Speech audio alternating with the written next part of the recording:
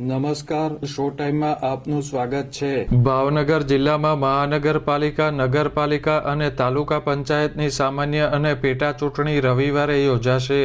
આજે ચૂંટણી કામગીરીમાં રોકાયેલા કર્મચારીઓ ઈવીએમ સહિતની સામગ્રી સાથે પોલિંગ બૂથ પર જવા રવાના થયા હતા।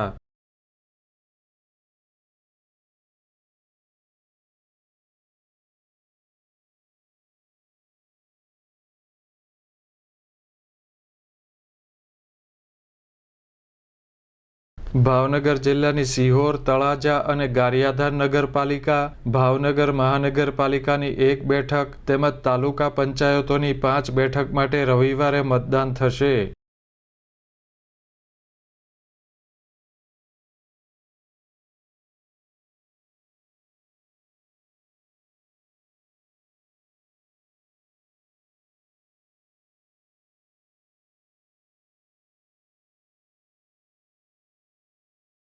મતદાન પ્રક્રિયા માટે ફાળવવામાં આવેલ સ્ટાફને આજે ભાવનગરની સરકારી ઇજનેરી કોલેજ ખાતે ઈવીએમ સહિતની ચૂંટણી પ્રક્રિયા માટેની સામગ્રી ફાળવીને પોલિંગ બૂથ પર જવા રવાના કરવામાં આવ્યો હતો।